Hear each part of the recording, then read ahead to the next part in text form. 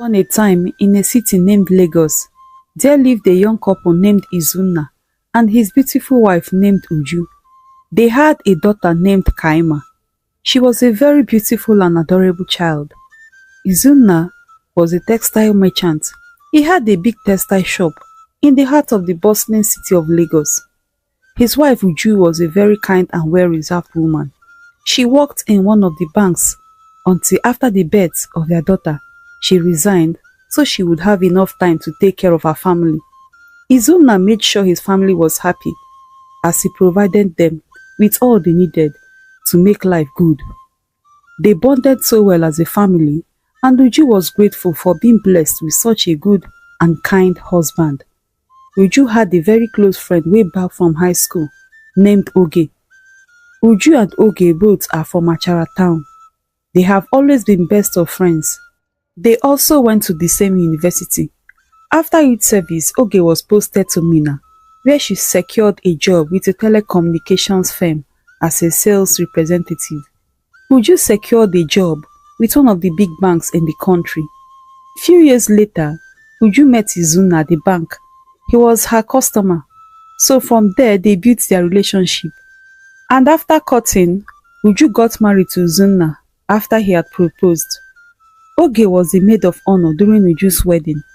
Oge and Uju were happy to see again after youth service. One afternoon, Oge called Uju on the phone. Uju, who was making lunch that Saturday afternoon, was so happy when she saw Oge's call. Oge said, "Madam, how far now? You just dey chop your husband money. We dey here dey hustle," Oge teased her. "Abeg o, leave that side for now," Uju laughed. "How is work now?" "We are doing it o. How is my goddaughter doing, Kaima?" "Ah, that one that doesn't know anyone but her father." "What is happening now with your transfer?" Uju asked. "Oge, you just took it from my mouth. They have finally approved my transfer. Guess what? Your girl is moving down to Lagos next week. I can't wait for all the juicy gist." "Oge, I'm happy that years later, we are reuniting back. I have really missed you." "Uju, abeg prepare that your signature Chinese fried rice way back from university days. I have really missed it." "No worries, Oge," Uju replied as they bade each other farewell. Uju in excitement ran to Izunna, sharing the good news with him. Izunna. Oge said she has been transferred to Lagos. She will be reporting to the office next week. She will be coming to our house next weekend. "I'm just happy. It has been long. I have really missed Oge." "Yes, indeed, it has been long. I know you both miss each other." The next week, Oge called Uju, telling her when her flight would be landing in Lagos. Uju made sure she provided all that Oge needed to be fine throughout her stay in their home. On the day of Oge's arrival, Uju prepared the Chinese fried rice Oge had requested. "Let me hurry. It's almost time," she said as she drove to the airport to pick Oge. Uju warmly welcomed Oge as they hugged and laughed together. On their way to Uju's house, they could not help but admire each other. "Oga, see how you just dey fine," Oge said to Uju. "See, Oge, you look very pretty too. I don't know why you don't want to accept one of these men dying for you. Give one of them a chance now," Uju said. "Oge, will I eat love? I want an odogu like your husband, not all these ones still making small change." "Okay, Oge, you are welcome to Lagos.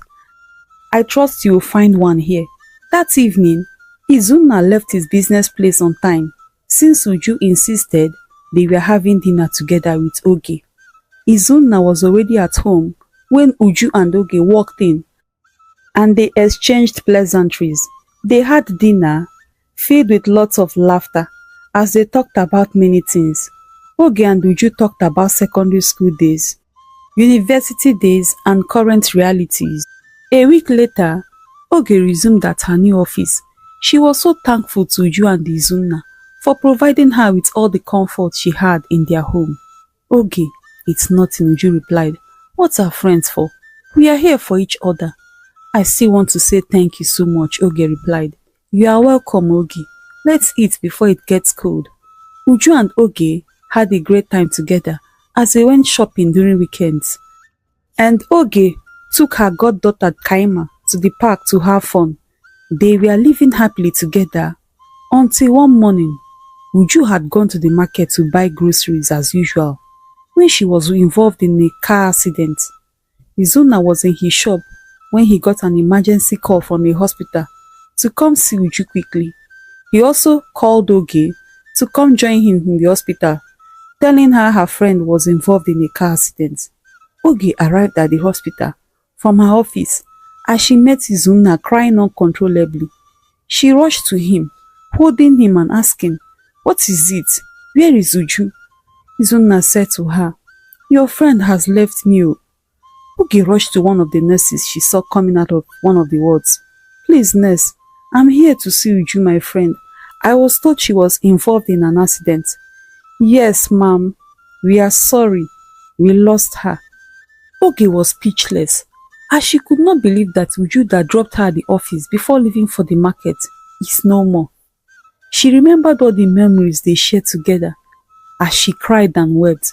Izuna tried to calm her down, but she continued to weep. Izuna could not overcome the shock of Uju's death. Few weeks later, Uju was buried. It was indeed a trying time for Izuna and Kaima, as he could not find the strength to start life again. His friend Ike had talked and consoled him, but Izuna was drifting into depression. Oge one morning summoned courage and went to meet Izuna in his room. "Izuna, please take it easy on yourself. Uju is gone and gone forever. There is nothing that can be done to bring her back. You have to be strong for Kaima. She is also badly hit by what happened. As you can see, she is still struggling to grapple with the reality of not seeing her mother again. Izuna, you have to go back to your business and stop being all alone by yourself before you get into depression." "Thank you, Oge. This is not easy for me. You know how I love Uju so much. I never knew she would leave me this early." As she held his hands, encouraging him, Oge was there for Izuna and Kaima, providing them with all the support she could provide. Izuna had to return back to his business. He pleaded with Oge to stay with them so she can take care of Kaima. Kaima was so badly hit by the death of her mother, as it took her time to stop asking every morning for her mother. Oge made sure she supported Kaima through the grieving period of her mother. She made sure Kaima and Izuna were very fine. 6 months after the burial of Uju, Izuna one morning called Oge to his room. "Please, Oge, I really appreciate you for your kindness and love for me and Kaima, for being a mother to her. Please, I know you wanted to move out the other time, but I begged you to stay for some time. I have observed you all this time, and I've seen that you are indeed a good woman, and I like the great bond you share with Kaima. I really appreciate how you love my daughter. Oge, please, I want to ask you for this favor. Please, marry me. Be the mother to Kaima, and also the mother to my unborn children. You know it will be very hard for Kaima if I marry another woman. She's already used to you. She calls you mother, and I believe Uju will be happy with you if you accept my proposal." Oge, who had been expecting this, was happy, even though she was pretending to be sad. "Yes," she said in her mind, "finally it is done. Foolish Uju." She thought she was the only one that knew how to enjoy life, Abi, as she remembered way back in the university how Uju was always advising her against marrying Ozo, who came from a wealthy home. He was always hitting Oge at any little provocation. "This man doesn't love you, Oge," Uju always reminded her. "See, Uju, I love Uzo, and I know he loves me. Stop interfering with my relationship with Uzo." When Uju saw that Oge was not listening to her, she called Oge's elder brother named Nonsu on the phone, who came to school and warned Oge against going out with Uzo. He also warned Uzo to keep away from his younger sister. Oge was mad at Uju for going that far. "See, Uju, you know how I feel about Uzo. But he wants to kill you," answered Uju. "He doesn't love you." "Uju, are you my mother? Did I come complaining to you?" Uju and Ego quarreled, but later reconciled after much pleading from Uju. But Oge did not forgive Uju as she could not have any serious relationship after university. She will always blame Uju and her brother for keeping her single all these years. Oge, after a long silence, told Izunna that he should give her some time to think about it, that she doesn't know what to say for now. "I will do as you said," replied Izunna. Kaima had a debate presentation in the school. Oge made sure she took an excuse from her office to be there for Kaima. Kaima's performance was awesome. So after the debate, Oge rushed to Kaima. "My baby, you performed excellently. You made me proud. I will get you some ice cream and donuts on our way home," as Kaima hugged her tightly. "Thank you, mommy." 2 weeks later, Oge after dinner went to Izunna's room. After putting Kaima to sleep, "Izunna, I have considered your proposal and I have accepted to marry you. I hope my friend is happy." "Thank you so much, Oge." Uju is very happy, knowing Kaima and I are in safe hands. "Thank you so much, Oge," as he embraced her. Oge, talking to herself, said, "I wish she knew I am the wrong person to be a mother to Kaima. It took me time to get Uju out of my way," as she smiled mischievously. 2 months later, Izunna and his people went to Oge's parents and performed all the traditional rites. They had a quiet wedding, which was attended by only family members and a few friends. Oge loved Izunna and made sure she took good care of him. Kaima's trouble began after the birth of Uloma. Kaima was so happy to have a baby sister, but Oge did not allow them to bond. Oge no longer had enough time for Kaima, as she put all her interest in Uloma. She neither played with Kaima nor did she go to her school during a special outing. Izunna tried talking to Oge, but she gave the excuse that she was very busy with her job and taking care of Uloma was a big burden on her. Oge later had a boy named Obiora and a girl named Ifeoma for Izunna. Oge started maltreating Kaima, making sure she did all the chores alone. Izunna insisted they get a help, and she refused, saying Kaima needs to be hardworking to survive and face life. "See, Izunna, you and Uju over-pampered Kaima. That's why she cries at any little thing." It was indeed a tough time for Kaima, as it became clear to her that Oge never loved her, but was just pretending so her father would marry her. Oge convinced Izunna to withdraw Kaima from the prestigious school she was attending, complaining that the school fees was too much. Kaima was later enrolled into a public secondary school that was close to her house. Oge burdened her with lots of chores every morning, making sure she went late to school. She hated Kaima, seeing that Izunna loved her more than her own children.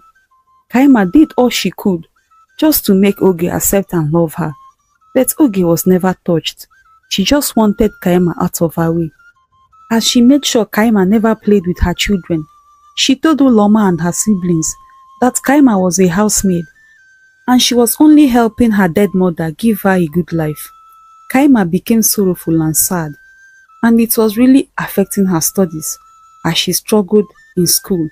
Her teachers wrote to her parents asking them to pay attention to Kaima, noting that she was no longer the vibrant, happy child she had always been. Oge was never bothered. "I'm just tired of this girl. She's a stumbling block to me and my children," Oge said. Oge lied against Kaima, painting her black before Izunna. One evening, as Izunna was going through his sales record for the week, Oge walked in angrily. "Izunna, I've told you to stop giving Kaima that monthly allowance. You are spoiling this girl. She is just 16 and you are giving her 20,000 naira every month. Is she the one buying clothes for herself? Or is she the one feeding herself? It's too much now." "My wife, take it easy now. Just leave her. She's of age. I want her to use it to take care of her personal needs." "Okay, sir, I've heard you," as she walked out of the room. The next day, when Izunna left for the shop, Oge called Kaima and asked her to give her the money her father gave her. "See, Kaima, you don't need all this money. I will help you save it. Tell me anytime you need anything. I'm doing this for accountability's sake." But she never gave Kaima the money when she asked. Kaima could not complain to her father. After Oge warned her, "Any day you tell your father, I will chase you out of this house." Kaima always wondered about the sudden change in Auntie Oge. She has always been nice to me. Oh God, please help me survive this trouble, she prayed. Years passed, and Kaima grew into a very beautiful girl. She was very intelligent, always representing her school in debates and other competitions. She was indeed a shining light in her school. Oloma and her siblings were very disrespectful and lazy. They never assisted Kaima with the house chores. Their mother Oge always told Oloma and her siblings that they were meant for royalty, that they don't need to do all those house chores. Izuna was also bothered by how Oge was raising his children, but they always had a fight whenever he tried to correct her, so he stopped to allow peace reign. Kaima was selected by her school to represent the school in a quiz competition which was holding in the state. The winners of the quiz would be given scholarships into the best universities in the country. When Oge saw the newsletter from Kaima's school, she was so envious and tried to stop Kaima. She plotted that she was not going to allow her go for the competition, which she knew would change Kaima's life. Izuna had traveled for a business trip that week, so on the day of the competition, he called Oge, reminding her to help Kaima leave early before the school bus left for the event. Yes, sir, my husband, I will do just as you have said, Oge replied. That fateful morning, Oge asked Kaima to do laundry, wash the toilets, and sweep the whole compound before she leaves for the competition. Kaima was already crying. Looking at the time, she knew she wouldn't be able to meet up. She went to Oge in the kitchen, who was preparing breakfast. Please, mommy, the school bus leaves at 8 a.m. and I'm still here. It's already 8:20. Let me hurry in case the school bus is still waiting for me. Please, ma, when I get back, I will finish the laundry. See, Kaima, you better be fast. I don't understand what you are doing. How can you tell me you will finish your chores when you get back? Come on, hurry up. Kaima sobbed bitterly when she finished. It was already past 10 a.m. Oge told her to prepare for school, that she was going to drop her at school. Kaima, who had already cried her eyes out, knew that all Oge was doing was just to fulfill all righteousness. Oge took Kaima to school, and it was confirmed that the school bus waited for Kaima for 1 extra hour before leaving the school with the other students. Oge was so happy. As Kaima continued to weep, she knew that it was over for Kaima. Useless girl, like mother, like daughter. Come, let me see you shine when my children are here.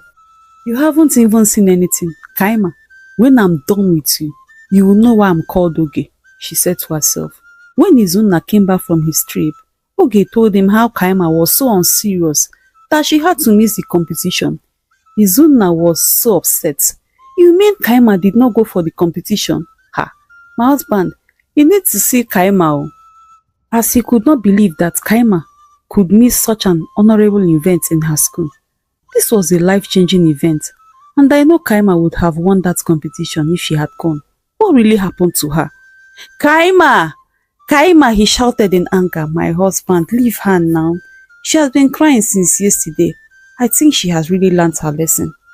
Izuna, listening to Oge, decided not to ask Kaima what happened. Kaima was disheartened that her father was no longer interested in her well-being, as he did not bother to ask her why she did not go for the competition. I wish I could run away from this house. My mother doesn't even have a relative that I can go to, she said to herself. Uloma was bent on frustrating the life of Kaima, as she joined her mother in maltreating Kaima, calling her different names and framing up lies against her. Izuna never bothered to ask for Kaima's side of the story, as Oge always blocked him. Kaima was through with secondary school, but could not further her education to the university, since Izuna's business was facing many challenges. So Oge insisted Kaima stay at home while her children continued their education in one of the prestigious secondary schools in that area. Izuna called Kaima one morning as he was preparing to leave for the shop. Please, my daughter, Adam. As Oge smiled mockingly at her, I would like you to continue to hold on for your siblings. I cannot afford your school fees for now. See, I promise you, Your mother and I will enroll you in the university once my business picks up. But father, it's already 2 years since I finished secondary school, as Kaima burst into loud cry. Oge shouted at her, "Look at this ungrateful and selfish child. Come on, get out of this room now and better go and finish up with the laundry." Kaima continued to sob as she left the bedroom. She wondered why death snatched away her mother. If mother was here, I would not be facing this tough time and partiality from my father. Weeks after, Kaima decided to go learn a skill. Since her father was no longer interested in her education, she then told her father about her decision to go learn a skill. "So Kaima, which skill do you want to learn? And how much will it cost?" Izunna asked. "Because I don't have money for any expenses now." Kaima told him she wanted to be a chef. "Okay, if that's what you want, you can go make inquiry." So that morning, Kaima hurried up with her chores. As she went to make inquiries with a catering school close to her house, she told her father, who gave her the money. Oge had traveled for a conference at her office.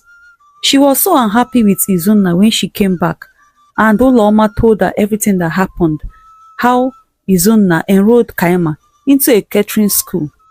"Izunna, why now? Why now? How could you take such decision without my consent? I thought we agreed that we are not spending any dime for Kaima for now." Why now?"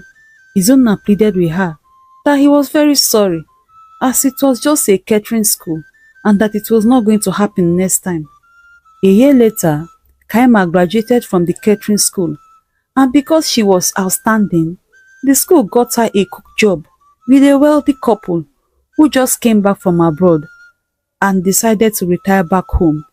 Kaima hid the job from her stepsister Ulaoma and her other siblings, as she knew that their mother would not allow her work in such a good place with such a good pay. Izunna's business crippled due to high interest rates from the banks he collected loan from. He struggled to pay the loan. It was no longer easy to pay rent, pay the high school fees of Ulaoma and her siblings. Providing for the family was also very hard. Oge was not taking it easy any longer. They were struggling financially, and this was not what she bargained for. "My children won't suffer." Her salary was not enough for them to maintain their status. As life continues to bite hard on Izunna and his family, he sold off their cars. Kaima was later sent to the village to go stay with her grandmother. Please watch out for the concluding part of this story. If you watched till the end of this story, I'm very grateful. To enjoy more interesting stories, please subscribe, like and share my story with your loved ones and family. Stay blessed and bye.